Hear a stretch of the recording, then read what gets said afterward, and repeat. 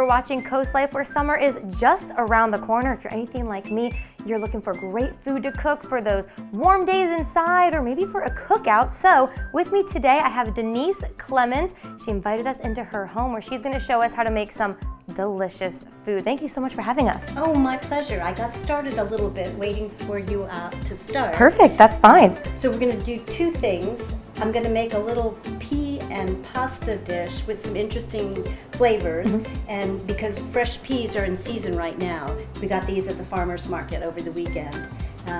And one of the other ingredients is fresh homemade breadcrumbs. Ooh. As opposed to the ones that are in those cardboard tubes.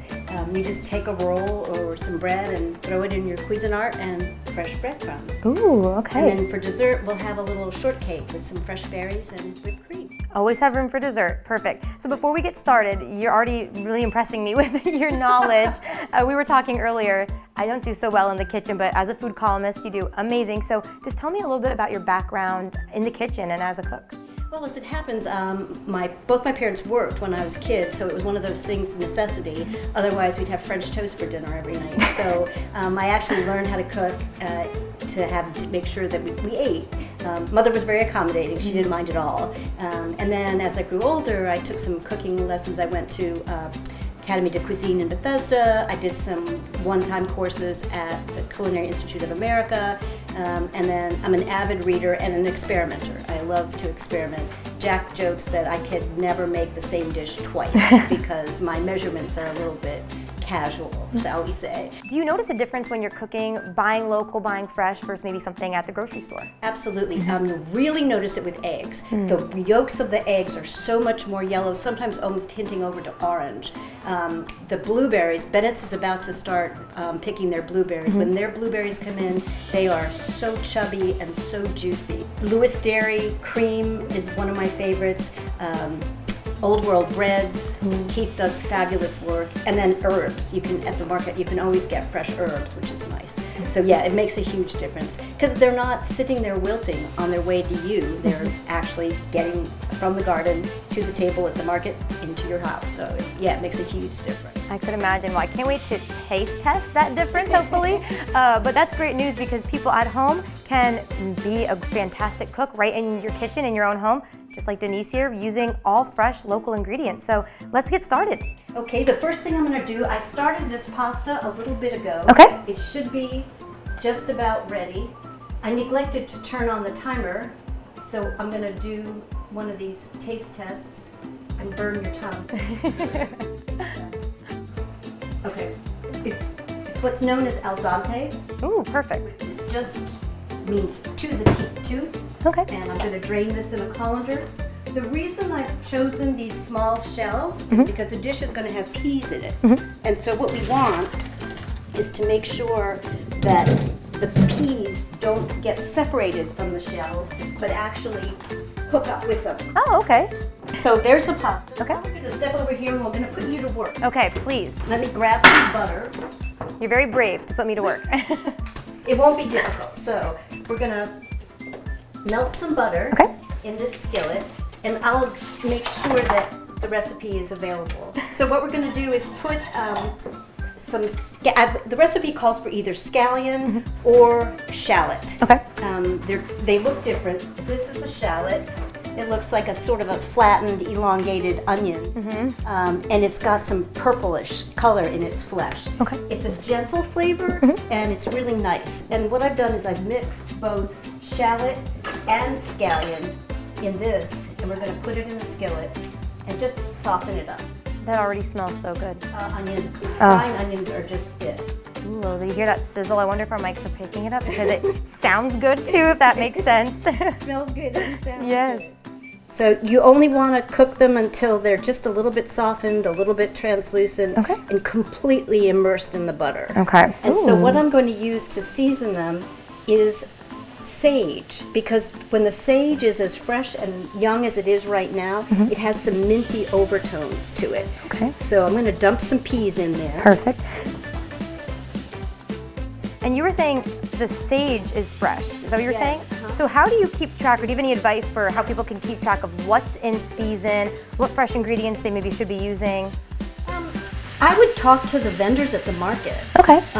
Or you can have either window pots or a little pot of land outside your house. I've got a little kitchen plot of herbs. So I've got sage, parsley, rosemary, thyme. Ooh. Let's see, add the peas and the sage. So this is the chopped sage. And we're gonna put that in. Okay. Mix it up. Yep. Okay.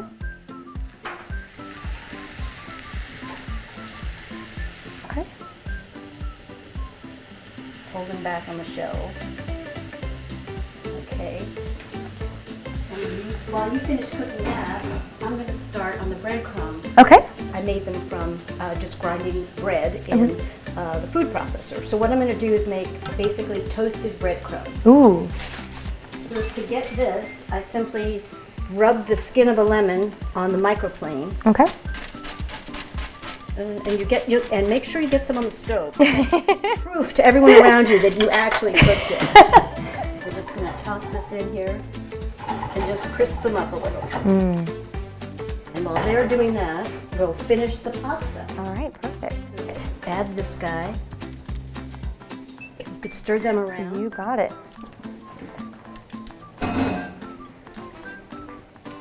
Parsley. Okay. Love parsley. Again, that's something you can find year-round in the supermarket, or you can grow it your own self, which is another way to do it. And so adding the breadcrumbs will add more butter to the dish. And you don't need to toast them very long because you don't want them overly crisp. You want them to just be a little warm, a little crunchy, and a little delicious. And there's a really healthy, easy, fast, summery dish. It looks delicious. You can't even tell it looks healthy. It probably tastes so good. But we are going to try it coming up next, and she has a delicious dessert recipe for us, so don't go anywhere. We'll be right back.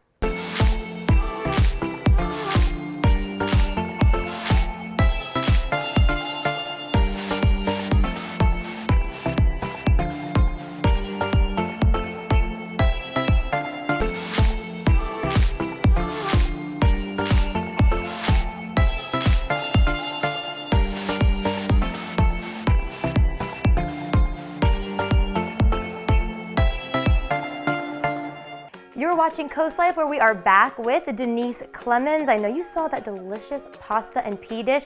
We're gonna try it right now, but first Denise has some finishing touches to put on. Now this is Himalayan sea salt. It's actually pink in color and gives this bright, refreshing flavor note. You could use sea salt, you could use whatever salt you like, and then a little bit of pepper never hurts, and dig in. All right, I'm gonna try this out. Just gonna go straight from the pan, if that's okay. A little breadcrumb, make sure we get some peas. So for a healthy dish, that doesn't taste very healthy, in the best way. That is really good. The one went for a summer evening. If you could even add cheese to it if you wanted to. Grate some Parmesan or throw in some feta. You could make it a one-course meal. Perfect. That's so good, and that's very light too. You know, when it's hot, you're at the barbecue or something. You don't want anything too hot. That's very light and refreshing almost. Good. Very good. Thank you. That's delicious. All right, but if we have a sweet tooth, we have some dessert coming your way as well for after your pasta pea dish. So for those of you who have never used puff pastry, this is a puff pastry tart. This is how it shows up in the freezer section. It's very unassuming, looks almost like a soggy cracker. You put them in the oven, and then they come out like this. I've taken the little top out, and now we have little containers for our fruit. That is like magic. Yeah. And the key to making puff pastry work is you take it out of the freezer and put it in a preheated oven. Otherwise, it has a hard time rising. So you've got to make sure you do it. So we don't let it defrost first? No. Okay. Just pop it in. So let me get a spoon. Okay. And what berries are your favorites? I would say probably raspberries. Okay, we'll put a little bit of whipped cream. But I love all berries. And then we'll, pardon my finger. No, I saw you wash them earlier. You're good. Raspberries, a little more whipped cream. And now if you wanted, you could add the top that we popped out of here Ooh, to have a little lid on it or on the side. that's so cute. And there you have it. And how simple was that?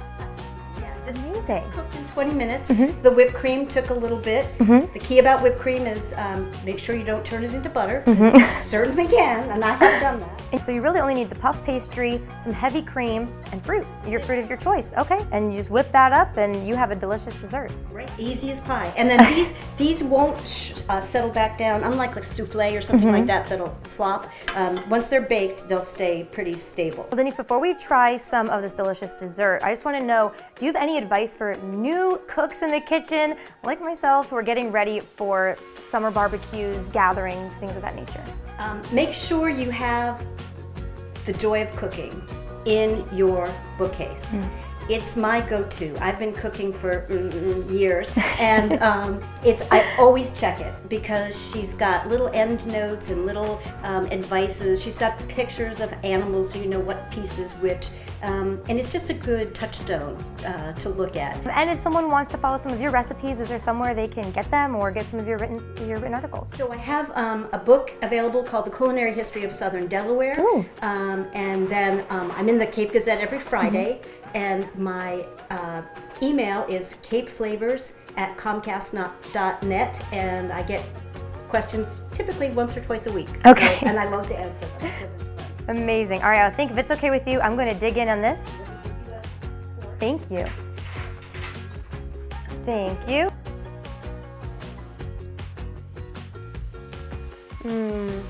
That is so good. You know, my favorite part of that actually is the whipped cream. Oh yeah, I love it. You did a great job with that. And again, that's light, it's refreshing, it's so good for summer. I can't wait till it's 80 degrees and I can eat that outside. Amazing.